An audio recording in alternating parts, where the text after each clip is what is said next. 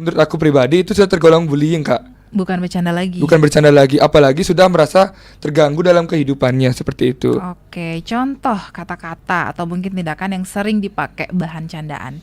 Tapi sebenarnya itu sudah termasuk di ranah bullying. Oke, jadi mungkin di sini ada apa ya, misalkan bisa sedikit rasis sebenarnya. Beberapa siswa itu mungkin ada yang membawa ras, membawa warna kulit dan sebagainya. Itu sebenarnya sudah melewati batas. Tetapi memang yang memang sering terjadi adalah kita itu kan ada memang orang yang ekstrovert dan introvert. Betul. Bener banget itu, Kak. Jadi kadang-kala orang yang introvert itu sering dikucilkan, padahal mereka itu memang sifatnya seperti itu dan cara interaksinya seperti itu gitu. Oke, body shaming masuk nggak menurut kamu? Sangat masuk, Kak. Sangat masuk. Kenapa? Ya. Kenapa? Karena itu kan pribadi kita. Hanya kita yang berhak untuk membicarakan diri kita sendiri. Orang lain tidak boleh menjudge tentang diri kita. Kalau misalnya kita mengenai, ada suatu quote kayak don't judge by the cover. Jangan lihat dari luarnya, tapi lihat dari dalamnya, maksud dari isi hatinya, bagaimana mereka berinteraksi satu sama lain, seperti itu, Kak. Oke, jadi kalau menurut kamu itu kan body shaming itu bullying verbal ya. Bullying verbal, ejekan yang sering dianggap remeh dibandingkan dengan bullying fisik. Menurut kamu seperti apa? Sebenarnya dari bullying verbal dan non verbal itu kita bisa pecah. Maksudnya yang body shaming ini sebenarnya bisa verbal dan non verbal. Bisa non verbal. Kenapa? Okay. Karena jikalau dia verbal, dia mengatakan itu. Misalkan kamu A, kamu B gitu. Kamu sedikit apa ya, dalam tanda kutip itu kamu gemuk gitu. Seperti itu, maaf mungkin itu dah. Kemudian jikalau itu non verbal atau suatu tindakan yang dia lakukan gitu, dia langsung bilang, dicubit, kamu kok lebih besar daripada sebelumnya. Nah, ya okay. seperti itu jadinya, Kak. Oke, baik, untuk kamu teman Pro 2 yang mungkin pengen ikutan pagi hari ini, kita sudah buka di WhatsApp ya, di 0811399154. Aku masih bareng Bayu Sena, Duta Genre Kabupaten Buleleng. Kita masih ngomongin soal bullying, bukan bercandaan. Boleh tanya-tanya langsung, kita tunggu sampai nanti di jam 9 pagi. Oh, I'm a ticket too.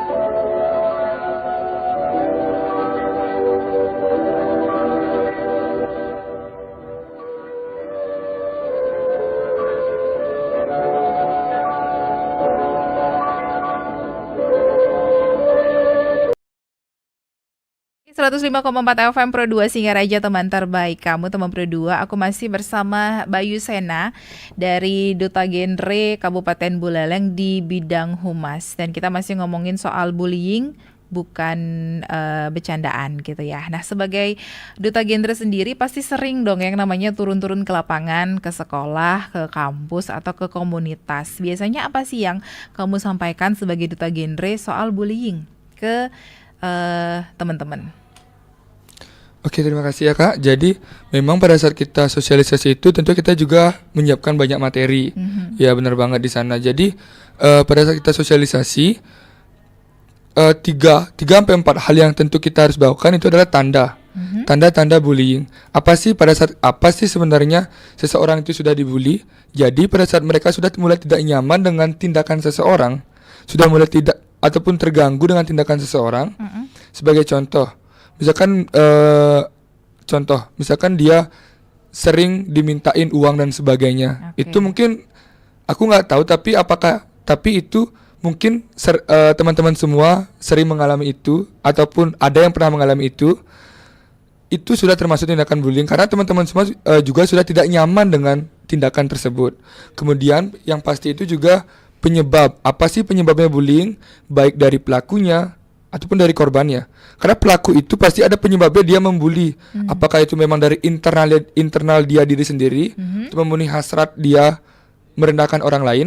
Maaf sebelumnya, tetapi atau memang dia korban juga.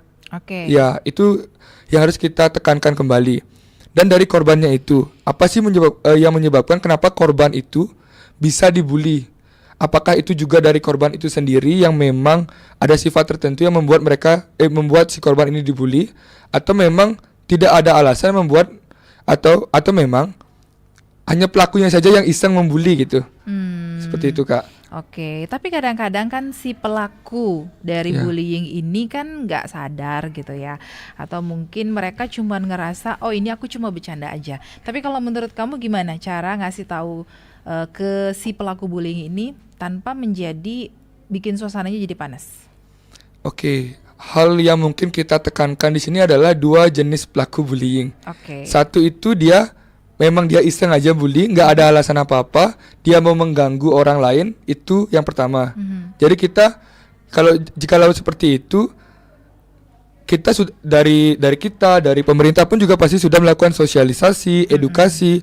Jikalau itu memang sudah tidak mempan untuk mencegah, hal yang terpenting adalah konsekuensi atau hukuman yang memang membuat si pelaku ini memberikan efek jera Kak. Seperti itu. Dan yang kedua itu adalah pelaku yang memang dia tidak tahu, karena mungkin keseringan bercanda tanpa tahu perasaan temennya, tanpa tahu perasaan lawan bicaranya, dia kayak ngalir aja bercandanya. Dan yang si korbannya sendiri pun kadang-kadang juga kayak karena nggak enak, karena juga nggak enak menyuarakannya itu, ya diam aja. Yang kedua inilah yang perlu kita cegah sebenarnya dengan cara yang pertama, yang terpenting itu adalah dengan cara halus, yaitu dengan cara kita harus menanyakan dengan si pelaku ini. Kalau misalkan kamu nih yang dibully atau yang diperlakukan seperti itu ke diri kamu sendiri gitu, apa sih yang akan kamu rasakan? Coba bayangkan kamu yang diperlakukan seperti itu. Jikalau kamu memang merasa tidak nyaman, ya itu juga yang akan dirasakan oleh teman kamu seperti itu Kak. Tapi kalau misalnya dia bilang cuma bercanda aja, kamu aja yang baper. Itu kalau misalkan seperti itu balik lagi ke pertama jadinya. Harus ada memang tidak harus konsekuensi ataupun hukuman, tetapi memang hal yang membuat dia mempunyai efek jera bahwa hal tersebut adalah hal yang salah Kak, membuli itu. Oke. Kalau misalnya ada nih teman kamu yang jadi korban bully tapi nggak berani speak up, cuman diam aja, apa yang bisa kita lakukan sebagai orang terdekat atau mungkin sebagai kamu sebagai duta genre? Oke, karena kita di sini sebenarnya fokus kita adalah untuk pelajar ya Kak ya. Pelajar itu pasti kan memiliki lingkungan juga. Betul. Dan lingkungan sekolah itu merupakan salah satu lingkungan yang dominan bagi pelajar. Karena mungkin dari pagi sampai sore itu mereka di sekolah.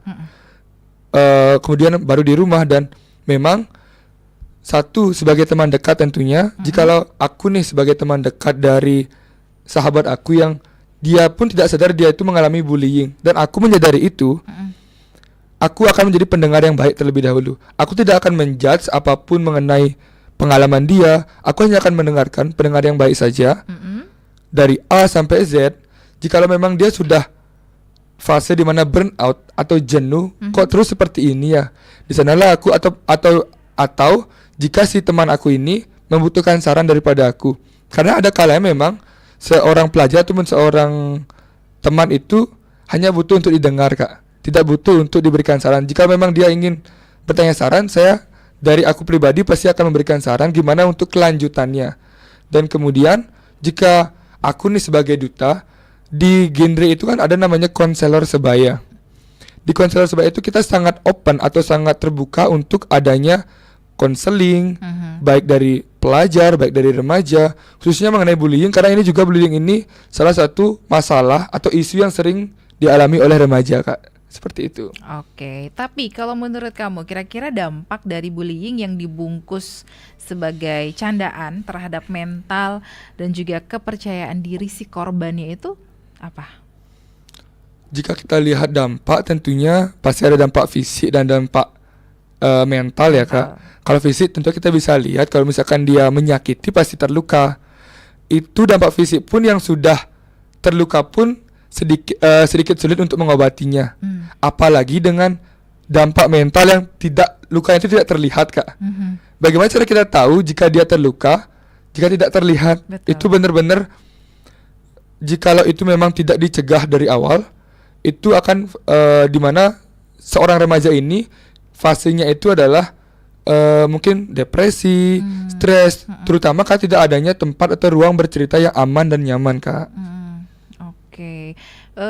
Apa yang akan kamu lakukan jika dampaknya itu yang mental untuk orang terdekat kamu mungkin? Berarti ini sudah terkena dampaknya ya Kak ya. Jikalau memang seperti itu, pendampingan sebenarnya hal yang terpenting perlu kita lakukan. Kenapa?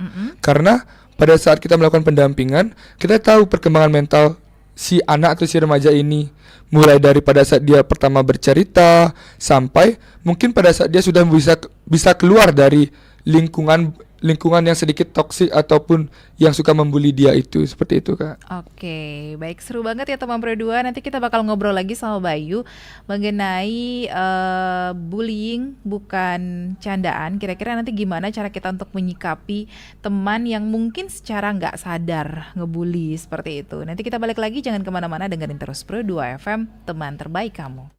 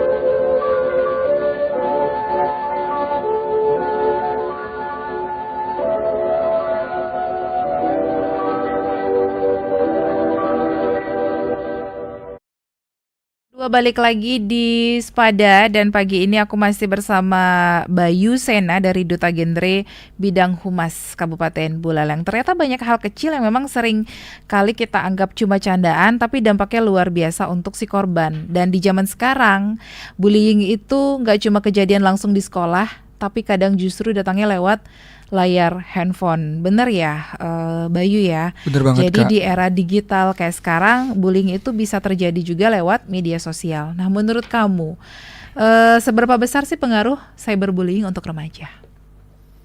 Baik Kak, terima kasih. Memang sekarang di media sosial itu karena kita Gen Z ya, Gen Z remaja gitu, dominasinya itu berkegiatan di media sosial. Dan memang media sosial itu seperti pisau bermata dua, Kak.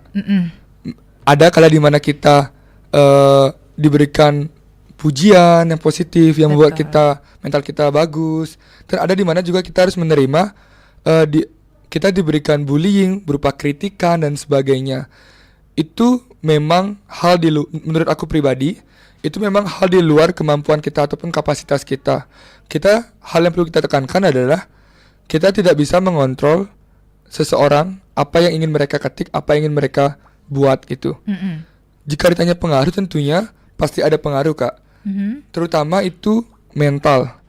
Jikalau memang dari si korban ini tidak bisa mengorganisir bagaimana si korban ini membaca komen-komennya, bagaimana dari si korban ini memahami bahwa ini cuma di media sosial, tentunya ini bisa merujuk ke depresi. Karena memang di media sosial ini kita dengar adanya standarisasi. Untuk mencapai standarisasi itu tentunya perlu effort dan sebagainya. Dan pada saat kita tidak mencapai standarisasi itu, kadangkala dari netizen yang aku lihat adalah akan menjudge kita kurang dalam hal apapun. Seperti itu. Dan jikalau ini terus berlanjut dari mental yang pada akhirnya ke fisik, ataupun bisa terjadi ke hal yang tidak kita inginkan ke depannya, Kak. Seperti itu. Oke, tapi kadang Bayu ya, orang yang suka ngebully, si pelaku bullying ini sendiri justru punya masalah pribadi juga kan. Tapi kalau menurut kamu sendiri, penting gak sih kita juga bantu pelaku untuk berubah? Oke, menurut aku pribadi kembali, sepengetahuan aku, memang di media sosial itu kita tidak tahu siapa sih yang mengetik, siapa sih yang menjudge kita. Karena biasanya itu mereka anonim ataupun tidak terlihat identitasnya. Betul. Jika dikatakan mereka mempunyai masalah pribadi, itu kemungkinan besar iya. Kenapa? Karena dia ingin menyalurkan masalahnya dia ke orang lain, Kak. Dia tidak puas dengan diri dia sendiri, makanya dia menjudge orang lain seperti itu. Dan pertanyaan itu adalah apakah kita bisa melakukan pendampingan dan sebagainya. Tentunya di sini kita harus tahu dari diri sendiri kembali, Kak. Apakah hal ini yang aku lakukan adalah benar atau tidak, seperti itu. Dan jika memang dia sudah sadar, dia pasti kok akan mencari pendampingan ataupun contohnya misalkan dari psikolog dan sebagainya, seperti itu, Kak. Oke, tapi sebagai duta genre, kamu mungkin pernah dapat cerita,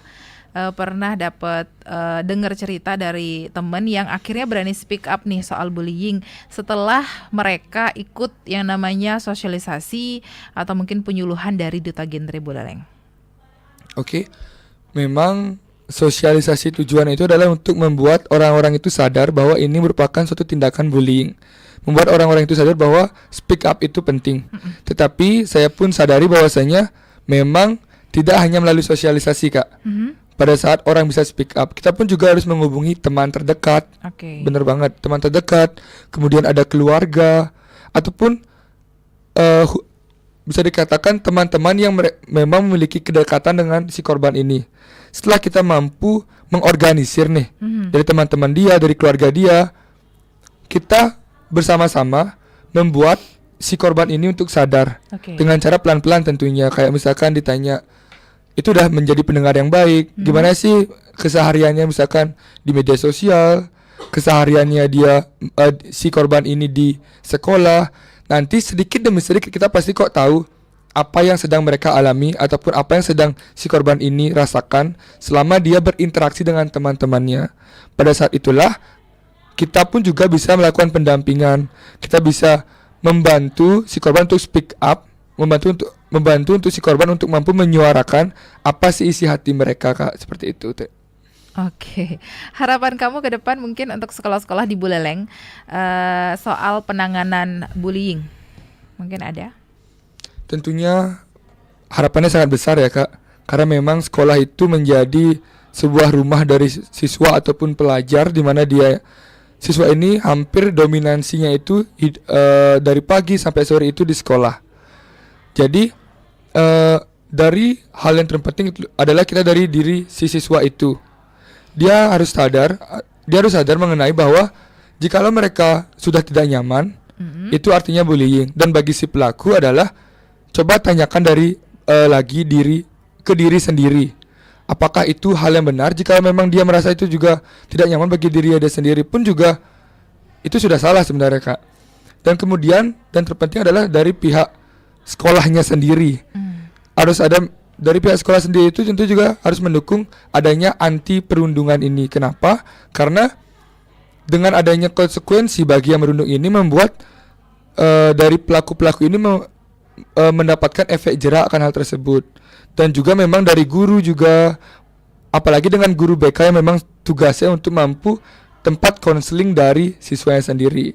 Karena yang saya sadari adalah kita nih, misalkan pelaku itu tidak peduli apa yang dia katakan, tetapi si korban itu akan sangat memikirkan apa yang pelaku katakan. Seperti itu, Kak. Oke, berarti kalau menurut kamu peran guru di sekolah dan juga teman-teman sebayanya untuk menciptakan lingkungan sekolah yang bebas bullying seperti apa? Tentunya dari guru dan teman-teman sebaya itu sangat penting, terutama teman sebaya, karena teman sebaya itu yang dengan dia selama pembelajaran itu dengan si korban gitu. Jadi hal yang perlu ditekankan adalah peka terhadap lingkungan. Jika memang dari hubungan antar teman itu, dari teman yang lain ini sadar sudah terlihat toksik, bisa kok dari teman yang lain itu memberikan saran dulu ke korban. Jika memang korban takut untuk speak up, dibantu untuk bertemu dengan guru BK ataupun dari guru walinya sendiri, Kak. Tetapi memang guru wali pun juga harus tetap mengawasi perkembangan peserta didiknya, seperti itu. Oke, berarti penting juga ya. Sangat penting, Kak. Oke, ada beberapa pertanyaan yang masuk di WhatsApp pagi hari ini. Kita langsung aja. Aku mau ketemu sama Widya yang mau tanya sama Kak Bayu. Aku pernah loh jadi korban bullying karena bentuk tubuhku. Sekarang sih udah enggak ya, tapi aku masih sering ngerasa insecure. Gimana ya, Kak, caranya ngembaliin rasa percaya diri itu? Oke, di sini sebenarnya juga insecure itu aku pun masih merasa insecure sebenarnya juga, Kak. Karena nggak tahu kenapa memang kita sebagai manusia itu kan tidak ada manusia yang sempurna. Betul. Seperti itu. Jikalau kita ingin mengembalikan rasa percaya diri kita, sebenarnya balik lagi, bullying itu bisa berdampak, nggak tahu kenapa bisa berdampak positif. Kenapa? Gara-gara itu bisa menjadi stimulus kita untuk menjadi lebih baik lagi. Oh, kita dulu dibilang gini, sekarang kita bersemangat untuk aku ingin merubah diri, aku ingin menjadi seperti ini. Maka aku akan memberikan effort yang seperti ini juga, kayak gitu. Dan jika memang kita sudah bereffort full nih, udah bisa mengubah diri kita menjadi lebih baik lagi, terus bagaimana sih cara kita untuk meningkatkan rasa confident kita? Tentunya teman-teman semua bisa juga dengan mulai mencoba berinteraksi dengan teman-teman. Coba teman-teman yang dulu teman-teman pada saat itu rasakan kurang, misalkan teman-teman bercita-cita seperti ingin menjadi apa ya contohnya, intinya adalah buktikan diri kamu apa yang sudah kamu capai hari ini adalah hasil jerih payah kamu selama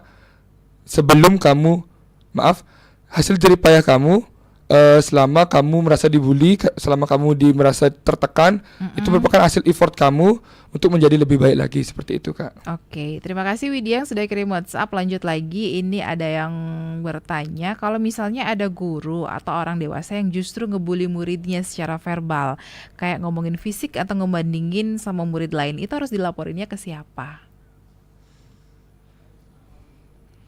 Oke, untuk case yang seperti ini sebenarnya dari guru BK tuh sangat-sangat terbuka. Sepengalaman aku, guru BK itu memang dia tempatnya konseling dari siswa. Di BK itu kita bisa kok konseling dengan terbuka, karena guru BK itu pasti menjaga kerahasiaan kita. Jika memang guru BK itu memenuhi kualifikasi sebagai guru BK, yang dimana mereka menjaga kerahasiaan kita, menjaga apa yang kita katakan kepada mereka, seperti itu. Itu menjadi langkah awal menurut aku pribadi, Kak, jika memang ada yang guru seperti itu. Karena dari aku pribadi itu di luar kapasitas kita, hal yang bisa kita lakukan adalah kita melaporkan ke guru BK.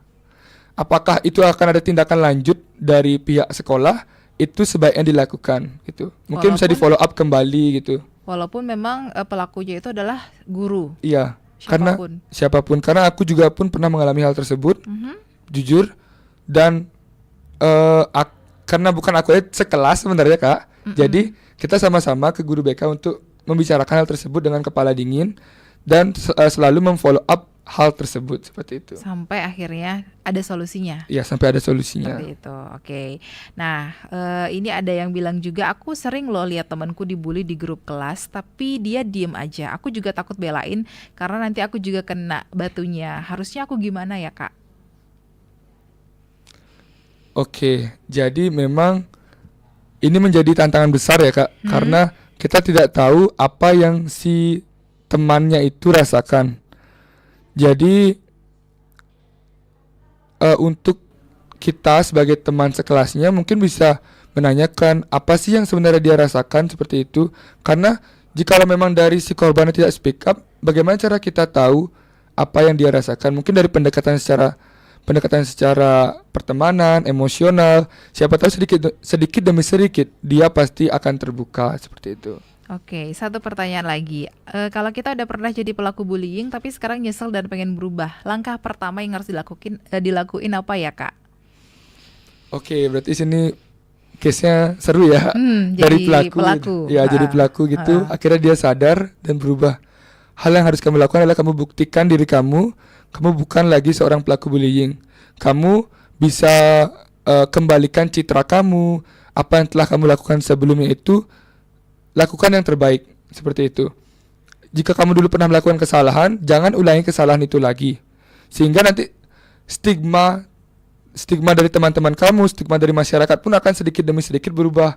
Karena jujur, kita tidak bisa mengontrol stigma masyarakat. Jadi kita harus dengan perlahan membuktikan secara real bahwa kita sudah berubah, Kak. Seperti itu. Oke, satu pesan yang ingin kamu sampaikan nih ya, kalau kamu bisa, untuk semua pelajar di Buleleng soal bullying. Apa yang ingin kamu katakan? Untuk seluruh teman-teman atau Yuwana Buleleng, jikalau memang kita seorang remaja, sekiranya kita menyadari bahwasanya bahwa bullying itu atau perundungan itu merupakan hal yang salah, tolong peka terhadap lingkungan kamu, apakah dari teman kamu ataupun dari diri kamu sendiri. Jika hal tersebut memang terjadi, tolong laporkan segera ke memang pihak yang terkait, contohnya di sekolah adalah pihak BK, seperti itu, kan. Oke, satu closing statement mungkin dari kamu untuk yang lagi dengerin hari ini, sedikit aja. Untuk closing statement mungkin setiap kamu bertindak, tolong tanyakan pada diri kamu sendiri, apakah itu bagus atau tidak. Oke, terima kasih Bayu Sena dan juga teman Pro 2 yang udah dengerin aku hari ini. Gak kerasa obrolan pagi ini sudah sedikit lagi, tapi semoga dari cerita dan juga dari sharing bareng Bayu tadi, kamu jadi makin sadar kalau bullying itu bukan candaan. Karena kadang cuma butuh satu kalimat untuk nyakitin, tapi butuh waktu lama untuk nyembuhin yang namanya luka, apalagi luka mental. Jadi sama-sama yuk untuk jaga omongan, jaga sikap, dan jaga hati. Karena lingkungan yang nyaman itu dimulai dari kita sendiri. Bayu, terima kasih ya untuk waktunya pagi hari ini. Sampai ketemu lagi di dialog berikutnya. Dengerin terus Pro 2 FM, teman terbaik kamu. Teman terbaik kamu.